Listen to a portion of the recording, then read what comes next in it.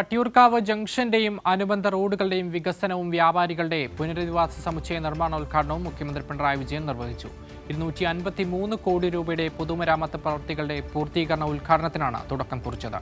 10 വർഷം മുൻപുള്ള കേരളത്തിന്റെ വികസനം കരാറുകളിലും പേപ്പറിലും മാത്രമായി ഒതുങ്ങിയിരുന്നുവെന്ന് മുഖ്യമന്ത്രി പറഞ്ഞു. വട്ടിയൂർക്കാവ് നിവാസികളുടെ ദീർഘകാലമായുള്ള ആവശ്യമാണ് യാഥാർത്ഥ്യമാകുന്നത്. 531 കോടി രൂപയാണ് വട്ടിയൂർക്കാവ് ജംഗ്ഷൻ വികസനത്തിനും അനുബന്ധ റോഡുകൾക്കുമായി ആകെ ചെലവഴിക്കുന്ന തുക. വികസനത്തിനായി ഭൂമി വിട്ടു നൽകിയ വ്യാപാരികളെയും സർക്കാർ ചേർത്ത് പിടിക്കുന്നുണ്ട്. വ്യാപാരികളെ പുനരധിവസിപ്പിക്കാൻ 2.31 ഏക്കർ ഭൂമിയാണ് സർക്കാർ ഏറ്റെടുത്തത്. സംസ്ഥാനത്താകെ നിർമ്മാണം പൂർത്തീകരിച്ച 20 റോഡുകളുടെ ഉദ്ഘാടനവും ഇതോടൊപ്പം നടന്നു. 283 കോടി രൂപയാണ് ഈ റോഡുകളുടെ നിർമ്മാണത്തിനായി ചെലവായത്. 10 വർഷം മുൻപ് കടലാസിലും കരാറിലും മാത്രം ഒതുങ്ങി നിന്ന പദ്ധതികൾ ഇന്ന് പ്രായോഗികമായി നടപ്പിലാക്കിയെന്ന് മുഖ്യമന്ത്രി പിണറായി വിജയൻ. 10 വർഷം മുൻപ് ഉള്ള നമ്മുടെ കേരളത്തിന്റെ അവസ്ഥയാണ്. എല്ലാവരും കടുത്ത നിരാശയിൽ.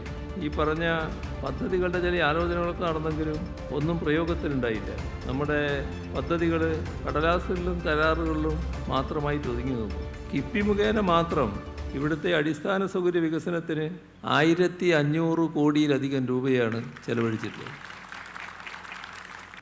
ഒരു നിയമസഭാ മണ്ഡലത്തിൻ്റെ കാര്യമാണ് നാം പറഞ്ഞത്. പേരൂർക്കട മേൽപ്പാലം 176 കോടി രൂപ, പട്ടം മേൽപ്പാലം 138 കോടി രൂപ, ജനറൽ ആശുപത്രി വികസനത്തിന് 137 കോടി രൂപ, വിഴിഞ്ഞം തുറമുഖം, techno park, life science park, digital science park എന്നിവ തലസ്ഥാനത്തിന്റെ വികസന കുതിപ്പിന് ഉദാഹരണങ്ങളാണെന്നും മുഖ്യമന്ത്രി കൂട്ടിച്ചേർത്തു. 2020 LDF സർക്കാർ തുടക്കമിട്ട വട്ടിയൂർക്കാവ് ജംഗ്ഷൻ വികസന പദ്ധതി 4 വർഷം കൊണ്ടാണ് സ്ഥലമേറ്റെടുത്ത് നിർമ്മാണത്തിലേക്ക് കടന്നത്. കൈരളി ന്യൂസ്, തിരുവനന്തപുരം.